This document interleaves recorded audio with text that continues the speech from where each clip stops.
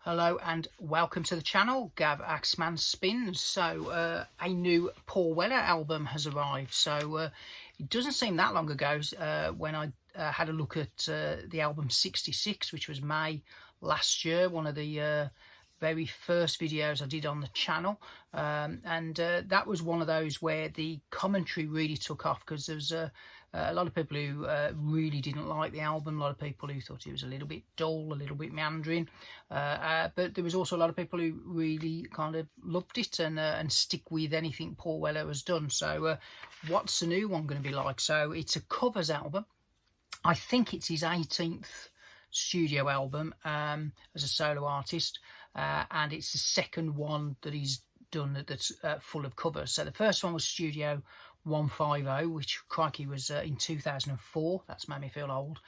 That one, there was a lot of quite well-known songs, things like The Bottle, you know, so kind of stuff that were not so obscure. This one, not many songs are what I would call well-known songs, and I think they've deliberately tried to find things that kind of make an artistic statement, if you like, a cohesive album, and there isn't a lot that you'd look at the track list and go, well, I know that one and I know that one, so it won't fall maybe into the trap that sometimes covers albums do, when they take really well-known songs and it's almost pointless redoing them because they're so, you know, known, and if you're going to do them, you have to do them totally different, which then upsets everyone, going, oh, it's not, you know, you messed around with a classic. So there's nothing like that. Probably for me, the only two songs I kind of looked at on the track list and I thought, well, I know those two, as a Bee Gees one called I Started a Joke. Now I know that one more from the Beautiful South did a cover of that in the 90s, so that's where I kind of knew that song from,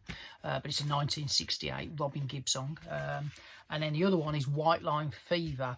I thought I know that song when I was listening to the album, and it's a Flying Burrito Brothers one. So when I was listening to it, I thought this sounds like Graham Parsons, the 60s, late 60s, early 70s Birdsy kind of country rock thing, and that's what it is. So it's only those two tracks that I was familiar with. So what's it like? So should we have a look at the package first? So I had to listen to this over the weekend on streaming, because my vinyl version only arrived at something like 8 o'clock on Sunday night, even though it was released on Monday, and it's I went for the Amazon exclusive. I kind of pre-ordered it when that popped up, and I was kind of waiting to see if a more exciting kind of package would come along, and none did, so I kind of stuck with this. So what's different on this is purely the artwork is a little bit different. So that's the one I've got. It is a very nice gatefold, so it opens up like so, and you've got a gatefold there, but attached to the inside of this there is a very nice kind of booklet, which has a very nice picture of Paul in the middle there. He always looks good, doesn't he? And then what is really useful is there is a essay that goes over a page there and continues on the back, which tells you kind of a little bit about all the songs and where they kind of came from, and then a big list of credits as to who plays on the album.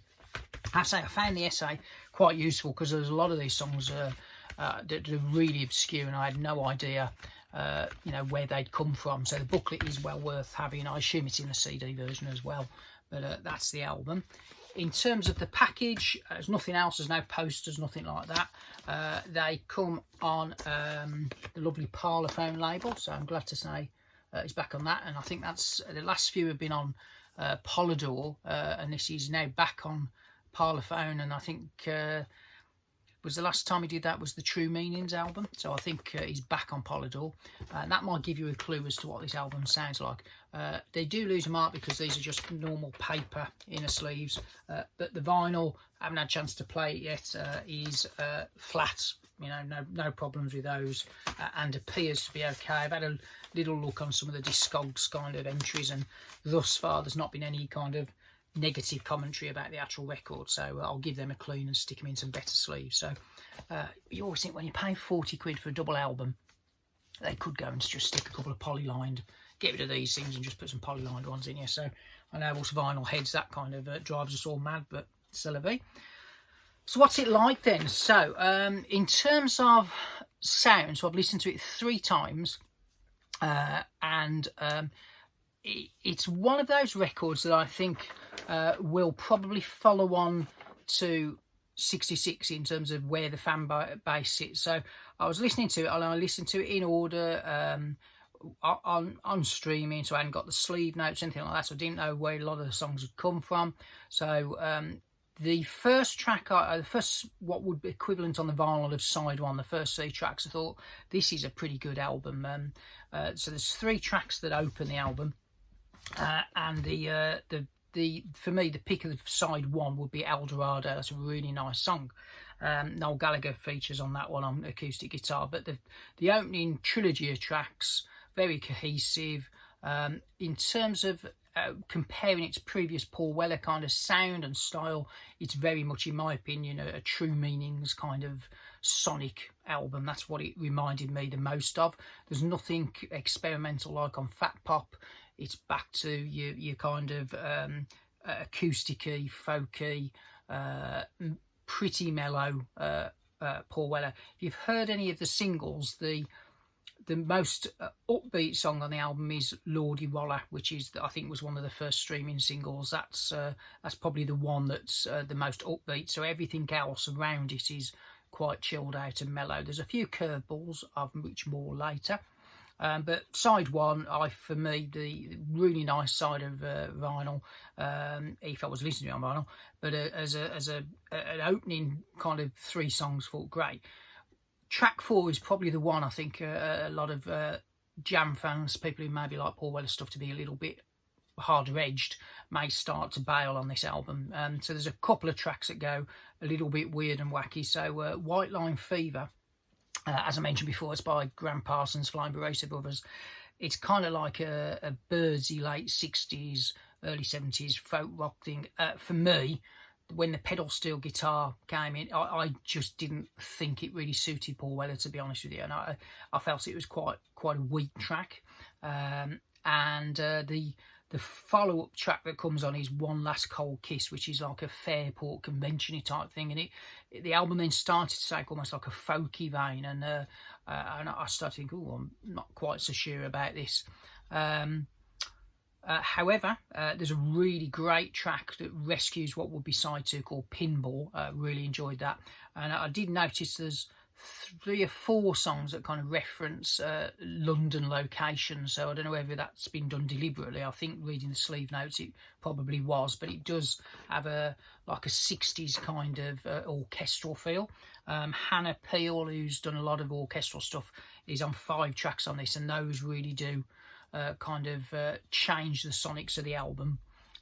There's a great song on side 3 called Nobody's Fool, which is a Ray Davies song, and I was thinking, well, I've got all the King stuff, and I had no idea what that song was, and apparently it's from when I read the sleeve notes, it's from a TV series called Budgie, which I don't know yet, and people of a certain age might remember as a 70s TV show with Adam Faith in, and Paul Weller apparently always loved that song, so and I was a big fan of the TV show. So Nobody's Fall on side 3 is great. Lovely song called Never the Same. That's got very much an English Rose kind of vibe to it. Really enjoyed that. And as I say, in terms of the upbeat tracks, Lordy Waller, that's a really, really good single. I enjoyed that one. Side 4, the final 3 tracks, song called Journey. That's excellent. Really enjoyed that. And then the final track called Clive Song, which was written by Clive Palmer, who was in the Incredible String Band. But it's not an Incredible String song. He gave it to somebody else. That's a proper obscurity, but it's a lovely track. Features a co-vocal from Robert Plant, so another Midlander turns up on this. It's also got a cracking harmonica solo from Robert Plant, so there's a bit of a vibe of Led Zepp 3 on that. Produced by Steve Craddock, so it sounds wonderful. It's a beautifully produced album, as normally Paul Weller stuff is, so can't knock that. And as I say, in terms of other guests, Steve Brooks, who was in the first incarnation of Jam before they kind of broke through as a 3-piece. Steve Craddock's obviously all over it and produces it, and then Declan O'Rourke is also on there. But as a whole, I thought it's a slightly more interesting album than 66. I didn't mind 66. No, a lot of people didn't like it. I thought it was fine. I thought maybe the sequencing on it could have been a bit better, because it started very kind of slow and a little bit meandering, and there was some better stuff towards the end. This one, other than that little sequence around track 4, 5, where it kind of seemed to go veer off a little bit, I think it's fine. You know, it's a good record. It's one that's certainly interesting. I think the sleeve notes enhanced it for me, that are on that are a part of the package. And some, give me his due, there's some proper crate digging kind of obscurities on this. As a whole, is it the greatest album Paul Weller's made? No. Is it as good as Studio 150? I think in a way it is, because it's more interesting. I felt with Studio 150 the songs were quite well known, and therefore there weren't many surprises. My favourite track on that one was the Oasis B-side that they did on it. But I think this is probably a better covers album than that, because it's you can tell some thought's gone into the track selections and the story they've tried to tell. There is almost like a 60s orchestral record struggling to get out of this, so it's definitely not full on folk. There's only really one kind of song that I'm not massively keen on, which is White Line Fever. I didn't think the Bee Gees cover, I Started a Joke, added a lot, to be honest with you. I preferred as I say, the Beautiful South did a more simple kind of cover. They put a big orchestra on this version, and I don't think it works quite a lot, a bit overblown in my mind. But hey ho, they tried something different. So there you go. It's come out a couple of days ago. Obviously it'll be going in the charts. I think in terms of formats, there's like a coloured vinyl version and then a black vinyl version, standard sleeves. It hasn't had the push that Paul Weller albums have had in the past, in terms of multiple kind of vinyl versions. You know, like before there were, like, you know, red versions, yellow versions, blue versions, this, that and the other. But there's, as far as I can tell, there's this alternate artwork, a coloured vinyl version, a black vinyl version and a CD, and that's pretty much it. So it's fairly low-key for Paul Weller, really, compared to what's gone before. Good or bad thing, I don't know. But back on Parlophone, so it's always nice to get the yellow and black labels. Decent album. I think it's a little bit better than 66. Let me know what you think in your comments. As I say, when I did this in May 2024 for the last Paul Weller album, so it's come out fairly quickly from that. So I don't think our writer's block or anything. I think this has definitely been a planned kind of release. So let me know what you think in the comments, as ever. I always respond, and hey ho, tell me what you think. So thanks for watching, and hopefully see you on whatever's coming.